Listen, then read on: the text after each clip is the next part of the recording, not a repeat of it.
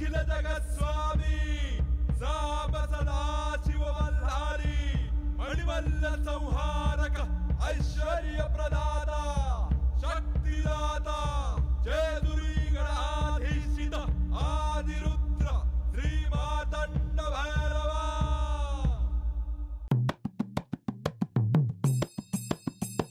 जय देवा जय देवा जय देवा जय देवा जय देवा जय शिव मातंडा।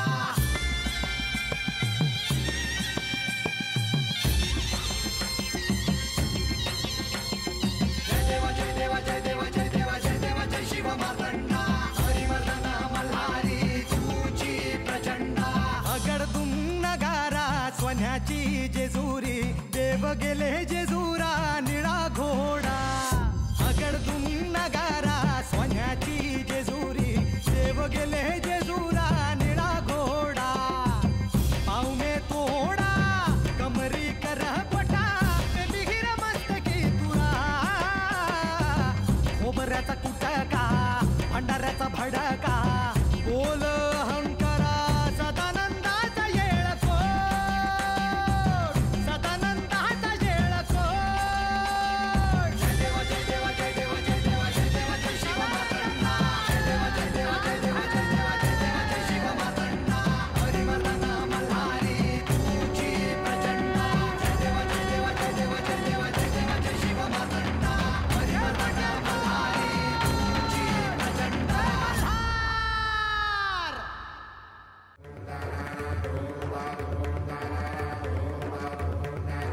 ओ शिवा महादेवा ओ शिवा महादेवा।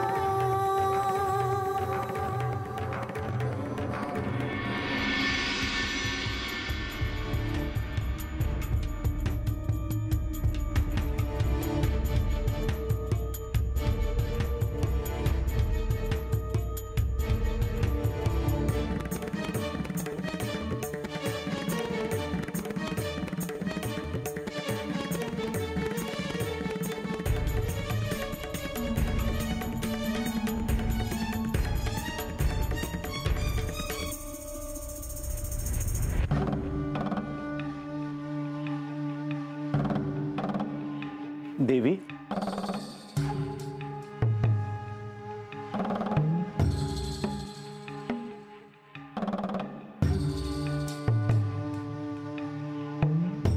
देवी मी श्री खंडेरायांना भेटायला गेलो होतो। तिथे काय घडलं हे जाणून घ्यावंसं तुम्हाला वाटलं नाही? सध्या म्हाळसादेवी कुठे आहेत हे कोणालाही ठाऊक नाही। त्या इथे नाहीत हे सांगायला तुम्ही आश्रमात गेला होता, परंतु काय देवी? मला असं वाटलं होतं की असं असताना तरी श्री खंडेराय गडावर त्वरित परत येतील, परंतु तसं झालेलं दिसत नाही। तुम्ही अगदी योग्य बोलता आहात देवी। श्री खंडेरायांना देखील हेच वाटत होतं की त्यांनी गडावर यावं, परंतु मीच त्यांना नका येऊ असं सांगितलं।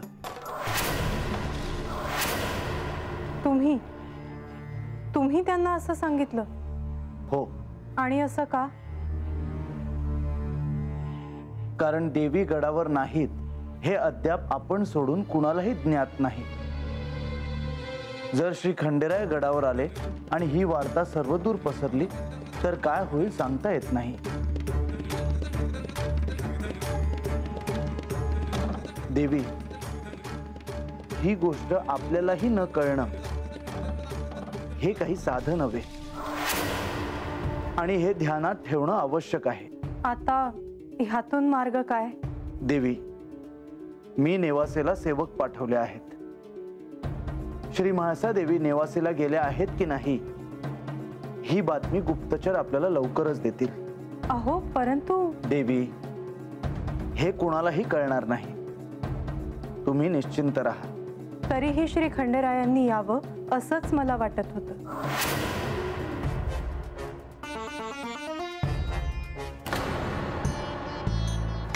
नारायण नारायण। मुनिवर प्रणाम देवा। भ्रमण करता करता म्हटले आपले दर्शन घेऊन जावे. बरं केलं. काय वार्ता आहे? अजून तरी नवीन वार्ता काही मला कळलेली नाही. आपणच काही असेल तर सांगा. नाही, माझ्याकडे कसली आली आहे वार्ता. काही दिवसातच पुन्हा स्वस्थानी जायचं आहे. परंतु इथले कार्य झाले का? कसले कार्य? नाही म्हणजे काहीतरी प्रयोजन असेलच ना इथे येण्याचे. बरं, म्हणजे इथे तुम्ही माहिती काढायला आला आहात तर? नाही देवा, असे कसे करेन मी, आणि तेही आपल्याशी. मुनिवर, काही प्रयोजन असल्याशिवाय मी इथे येईन का? अर्थात काहीतरी उदात्त हेतू असल्याशिवाय आपण असे भक्तांपासून लांब राहणार नाही. परंतु काय प्रयोजन आहे ते? बानूला आध्यात्मिक प्रवासात पुढे घेऊन जायचं आहे. एक साधक म्हणून ती इथेच थांबायला नको. हो, योग्यच आहे. परंतु हे श्री म्हाळसा देवींना ठाऊक नसेलच. नाही, पण मुनिवर, तुम्ही देखील ते सांगायला जाऊ नये. नाही देवा, मी असे कसे सांगेन? देवा, श्री म्हाळसा देवींनी तर स्वतःला गडावर एका खोलीत बंद करून घेतले आहे. बरं, म्हणजे ही वार्ता तुमच्यापर्यंत आली तर? परंतु देवा, मला असे वाटते आहे की आणखी काहीतरी घडते आहे, परंतु ते कळत नाही. म्हणजे काहीतरी घडूनही ते दिसत नाही. म्हणजे तुम्ही योग्य दिशेने विचार करत आहात? हो ना, मला वाटलेच. मुनिवर, मग मी तुमच्यावर एक कार्य सोपवत आहे. ते लवकरात लवकर पार पाडावे. सांगा देवा. म्हाळसा गडावर नाहीये, तेव्हा ती कुठे आहे ह्याचा आपण शोध घ्यावा. नारायण नारायण, कार्य अवघड आहे, परंतु मी प्रयत्न करतो. आणि विषय निघालाच आहे तर मी हे सांगतो की श्री म्हाळसा देवींना इथे जे चालले आहे त्याची कल्पना आहे. परंतु पुढे काही विचारू नका, कारण मी तसे वचन दिले आहे त्यांना. बर,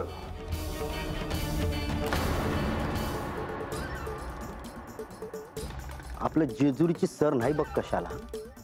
पण काय करणार? मला एक कळना, आपण हता आलोय कशापायी? कशापायी म्हणजे देवाची सेवा कराया. त्यासनी काय हवं काय नग ते बघाया. तसं नाही र, ते मला बी ठाव आहे. पण आपलं जेवण बानूबाई हता आलेत कशापायी? अरे ते आता मला बी कळणं झाले. अरे देवानी सांगितलं असता तर एका रात्रीत असला आश्रम उभा केला असता. अजून किती दिवस थांबावं लागणार र? का बायकोची आठवण येते वय? तसं नाही र, आपली जेजुरी सोडून कुठं कर्म ना बघ. अरे आता मला बी तसंच वाटतंय, पण कुणाला सांगणार? आणि देवाला सोडून मला काही जायचं नाही बाबा कुठं. एक विचारू का? अरे विचार की. ती म्हातारी बाई आहे ना, ती एवढ्या चौकशा कशापायी करते रे? अरे म्हातार माणूस ते चालायचं नाही, पण लई बारीक सारीक चौकशा करताय बघ. तिला ना काहीतरी पाहिजे असणार. अरे काहीतरीच बोलतेस तू. आश्रमातल्या लहान पोरांनी शिकवीत असते ती. आता तिचं वय झालं, तिला काय पाहिजे असणार? नाही, येळ आली की बरोबर समजल बघ तुला. ते जाऊ दे. अरे पर आपल्या म्हाळसा देवींचं कसं होणार? गेल्यावर हाय तंटा. अरे पर त्या आधी बाहेर तर यायला पाहिजेत. अरे देव गेलं की येत्याल बाहेर. वय नाहीतर असं व्हायचं की आपण जायचो आणि देवी राज्यकारभार बघत असायच्या. अरे बाबा, तसं झालं तर चालल, पण गेल्यावर बानूबाईंवर राग काढणारच त्या. अरे हे नाही सांगितलंच तरी चालेल, हे तर होणारच आहे. बघू काय होतंय ते. मी तर प्रार्थना करतो आहे की आपल्याला हातनं लवकर घरला जायला मिळावं. वय चल. अरे आजा, किती वेळ असा उभा आहेस आणि कुणाची वाट बघतोय? अगं बानूला बघतो या, ती येताना दिसली तर. ए अरे आता कशी येईल ती? अरे तूच बनला होतास ना, तर कालच्याला देवीने चौथाला कोंडून घेतलं हाय. आता हे तर देवास्ती कळाल्यावर ते तर थांबणार आहेत होय. अरे होय की परदानजी गेल्यात म्हण, ते सांगतील त्यासनी आणि ठरवत्याल. तो नका काळजी करूच. आज्याचा असंच आहे, एक गोष्ट लक्षात घेतली ना तर त्याचाच विचार करत राहतो या. बरोबर, आता विचार करून काय होणार आहे का? हा, बानूला जावा याचं तेव्हा ती येईलच की. ए आजा ये, आता ये ये ये ये. तुम्ही काय करू जेवायला? अगं माझं तसं काय नाही, जे असेल ते करा. आजा, माझ्या डोसक्यात एक विचार आलाय. तर त्यो काय? नाही, असं म्हणतात का माळसे देवीने स्वतःला कोंडून घेतलंय आणि त्या एकल्याच राहत्यात, पर त्या गडावरच आहेत. हे कशावरून? अरे हे माझ्या डोक्यात नाही आलं बघ. मग आता काय करायचं र? असं ह्यासनी वाटत आहे, म्हणजे ते खरंच असल असं नाही. अरे पण असं असेल तर कुठं गेल्या असतील देवी?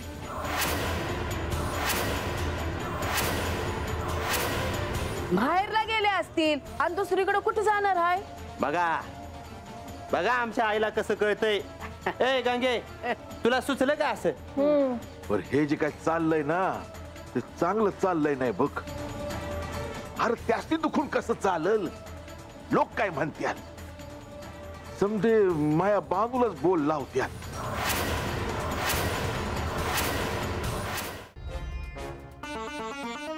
माझं देवांसंग लगीन झालं तर देवांची वाट बघण्यातच माझं दिस जाते. म्हणून माझी इच्छा होती का आम्ही दोघांनी कुठंतरी बाहेर जावं. पण त्यांची पहिली पत्नी तिकडे वाट पाहत असेल ना.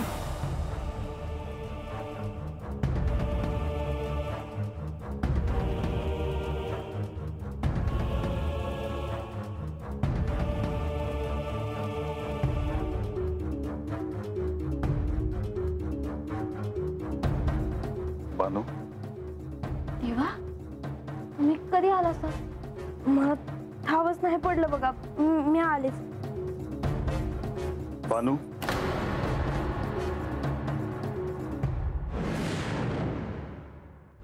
बानू, माझ्यापासून काही लपवत आहेस का?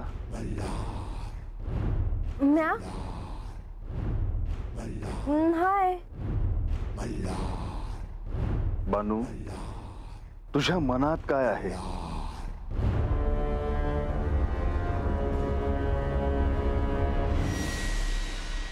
काय बी नाही देवा. मला तुझ्या डोळ्यात स्पष्टपणे असं दिसतंय की काहीतरी विचार तुला अस्वस्थ करत आहे. बानू, मला नाही सांगणार? तेव्हा आता तुम्ही म्हणतायसा म्हणून मी तुम्हाला सांगते. तेव्हा आपण जेजुरीतनं हात आलो तर मला वाटलं होतं का हात तरी मला तुमच्या संग येळ मिळेल. परत कोण काय बानू? हात आल्या धरणं बघते आहे मी. त्या आश्रमातली म्हातारी मला धड बसू देईना बघा. समध्यात काय बाय सांगत असतात मला. बानू, काय झालं? तुला राग येईल असं काही त्या बोलल्या का? देवा, त्या उगा जरा जास्तच बोलतात असं नाही वाटत होय तुम्हाला? बानू, त्या वृद्ध आहेत, त्यामुळे वृद्धपकाळामुळे असं होणं हे स्वाभाविक आहे. होय की, म्या कुठं नाही म्हणले. आता वस्तीवर बी आबा आहेच की, तो बी समजासनी सांगत असते का हे करा ते करा, असं करा तसं करा. मला कळते की, पण माझ्या संसारामध्ये किती ध्यान द्यावं म्हणते म्या. मला ठाऊक आहे की त्या अधिकच परखड आहेत, स्पष्ट आहेत. पण त्या जरी काही बोलल्या तरी तू त्यांना रागावून बोलू नये असं मला वाटतं. नाहीच बोलले म्या त्यासनी, पण बोलणं बी लागतं की मनाला. आणि म्या काही गपच बसून राहायचं होय? संयम ठेव मनावर. हे हायच तेव्हा. पर खरं सांगू का, मला नाही असं गप बसता येईल. फाड बोलले असते मी त्यास. पण त्यांचं वय झालं आहे म्हणून मी काय जास्त बोलले नाही त्यास. देवा मला म्हणत होत्या का म्हाळसाताई तर जेजुरी गडावर वाट बघत असतील देवांची? त्याचं काही वाटलं नाही होय तुला? मग मी बी म्हणलं चला माझ्या संग जेजुरीला, राहा माझ्या संग वाड्याव, म्हणजे तुम्हासनी बी कळल मला किती त्रास होतो आहे की. बानू,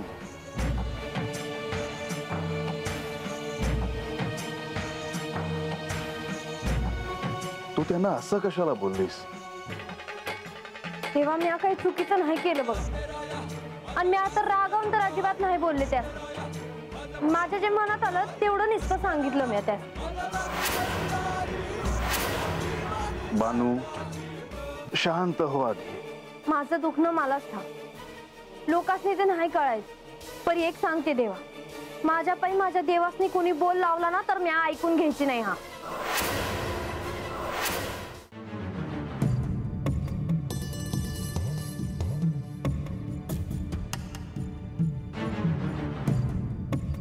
बानू, मला कळतंय की ह्यावेळी तुझ्या मनात काय चाललं आहे ते. तुझा राग अयोग्य आहे असं मी नाही म्हणणार, पण बानू, मला तुला ह्यावेळी एक निराळी गोष्ट सांगायची आहे. काय सांगणार आहेसा देवा तुम्ही? बानू, आपण ह्या भृगु ऋषींच्या आश्रमात आलो आहोत ते का? देवा माझीच इच्छा होती, आणि म्हणून तुम्ही मला हात घेऊन आलास. बानू, पण त्यामागे केवळ हेच प्रयोजन आहे असं नाही. मग बानू, महर्षी भृगु हे कोणी सामान्य ऋषी नव्हे. या सृष्टीत जसा सप्त ऋषींना मान आहे तसाच भृगु ऋषींना. तेव्हा त्यांच्याकडून ज्ञान काय आहे हे जाणून घेण्यासाठी, या ज्ञानाच्या माध्यमातून साधनेची सुरुवात करण्यास तुला सहाय्य व्हावे, हा देखील त्यामागचा हेतू आहे. म्हणजे तेव्हा म्हणजे मला. होय बानू, ह्यामुळे सत्य काय आहे हे जाणून घेण्यासाठी तुला सहाय्य व्हावं असं मला वाटतं. पण मग तेव्हा आपण हातच कशा पायी आलो आहोत? म्हणजे तेव्हा तुम्ही मला हे शिकवलं असतं तर मला कळलं नसतं होय? कळलं असतंच, पण त्यासाठी जेजुरीतून बाहेर पडणं अत्यंत आवश्यक होतं. कारण तिथे त्याच विचारात तुझं मन अडकून राहिलं होतं.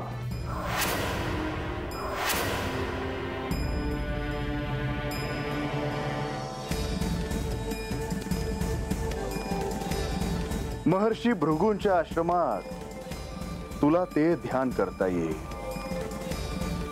ज्ञानार्जनाच्या मार्गाबद्दल तुला जाणून घेता येईल. ज्ञान प्राप्त करण्याच्या साधनेचे महत्व हे देखील तुला जाणून घेता येईल. पण बानू, त्यासाठी मन शांत हवं. मनात कुठलाही दुसरा विचार नकोय, आणि ते जेजुरीत शक्य नव्हतं. तुम्ही सांगतायसा ते खरंच आहे देवा. किती बी विचार नाही करायचं म्हणलं तरी बी मनात ना ते विचार जात नाहीत बघा. बानू, सत्य काय आहे हे तुम्हा दोघींनाही माझ्यासाठी कळणं अत्यंत आवश्यक आहे. ह्या शिवलीलेत घडणाऱ्या प्रत्येक गोष्टी मागे काही संकेत आहेत, ते जाणून घेणे आवश्यक आहे. पण बानू, मनुष्य जन्मातील या संस्कार कार्यात तुम्ही इतक्या काही रममाण झाला आहात की सत्य काय आहे हे जाणून घेण्याची आवश्यकता जणू नाहीशी झाली आहे असं मला वाटू लागलं आहे. तसं नव्हं देवा. बानू, भृगु ऋषी तुला जे काही उपदेश करतील ते ध्यान देऊन श्रवण कर. तुला अनेक महत्वाच्या गोष्टी उमजत जातील, त्याकडे लक्ष दे. बानू, मला तुला अजून एक गोष्ट सांगायची आहे.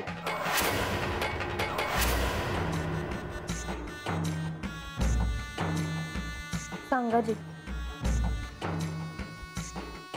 बानू, महर्षी भृगु यांनी खडतर अशी साधना करून अगाध अशी विद्या संपादन केली आहे, जी विद्या भविष्य काळातील संदर्भ सांगू शकते.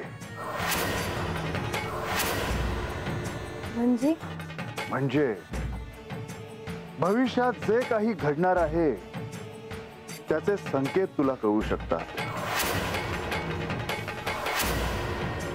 म्हणजे ते मला सांगताल होय म्या कोण आहे ते? महर्षी भृगु तुला जे काही सांगतील ते ध्यान देऊन श्रवण कर. ते संकेत जाणून घेण्याचा प्रयत्न कर. तुझ्या साधनेमुळे त्याचे संदर्भ तुला कळू शकतील आणि तुला सत्यापर्यंत पोहोचण्याचा मार्ग देखील सापडू शकेल.